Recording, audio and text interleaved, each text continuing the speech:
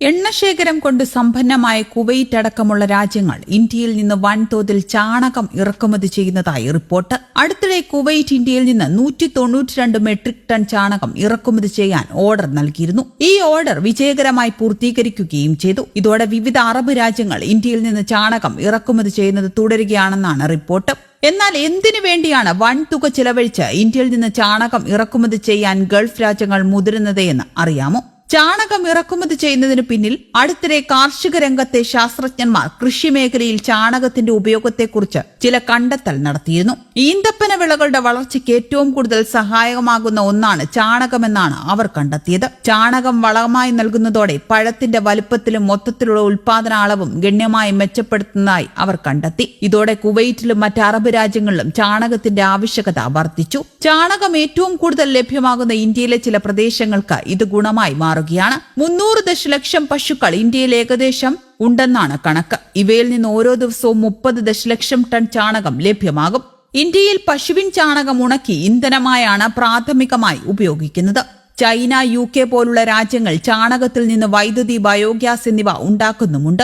വിവിധ രാജ്യങ്ങളിൽ കാർഷിക ആവശ്യത്തിനും ചാണകം വ്യാപകമായി ഉപയോഗിക്കുന്നുണ്ട്. 1 കിലോ ചാണകത്തിന്റെ വില അത്ര വലിയ വിലയൊന്നും ലഭിക്കുന്ന ഒന്നല്ല ചാണകം. നിലവിൽ ഇന്ത്യയിൽ 30 മുതൽ 50 രൂപ വരെയാണ് 1 കിലോഗ്രാം ചാണകത്തിന്റെ വില.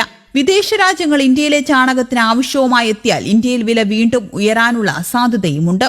അതിനിടെ 2022 ഇന്ത്യയിൽ നിന്ന് കുവൈറ്റിലെ ഒരു കമ്പനിക്ക് വേണ്ടി ചാണകം കയറ്റുമതി ചെയ്തിരുന്നു. ഇരു രാജ്യങ്ങളിലെയും 2 കമ്പനികളാണ് ഇത്തരമൊരു അപൂർവ ചരക്ക് കൈമാറ്റ കരാറിൽ ഒപ്പുവെച്ചത്.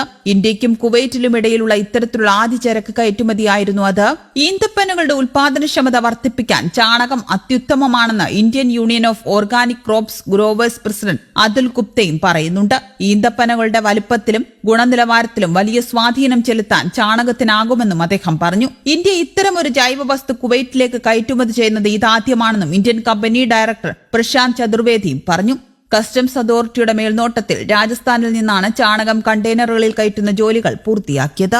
1300 മില്യൺ ടൺ ചാണകമാണ് ഒരു വർഷം ഇന്ത്യയിൽ ലഭ്യമാകുന്നത്. ഇതിൽ വെറും 15% മാത്രമാണ് കൃഷിക്കും മറ്റുമായി ഉപയോഗിക്കുന്നത്. ബാക്കി 85% ഉപയോഗിക്കാതെ നശിച്ചു പോകുന്നു. ഇന്ത്യയിൽ നിന്ന് മാലദ്വീപ്, അമേരിക്ക, സിംഗപ്പൂർ എന്നിവിടങ്ങളിലേക്കും ചാണകം കയറ്റുമതി ചെയ്യുന്നുണ്ട്. ലോകത്തിലെ ഏറ്റവും കൂടുതൽ ചാണകം കയറ്റുമതി ചെയ്യുന്നത് ഇന്ത്യയിൽ നിന്നാണ്. രാജ്യത്ത് ഈ മേഖലയിൽ പ്രവർത്തിക്കുന്ന 174 കയറ്റുമതിക്കാരുണ്ട്.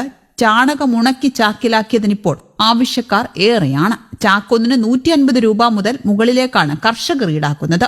വൻകിട ഫാമുകാർ യന്ത്രസഹായത്തോടെ ചാണകം ഉണക്കുമ്പോൾ ചെറുകിട ഇടത്തരം കർഷകർ മഴ നനയാതെ ഷെഡ് കെട്ടി അതിൽ ചാണകം നിരത്തിയിട്ട് ഉണങ്ങിയതിനു ശേഷം ചാക്കുകളിലാക്കുകയാണ് ചെയ്യുന്നത്.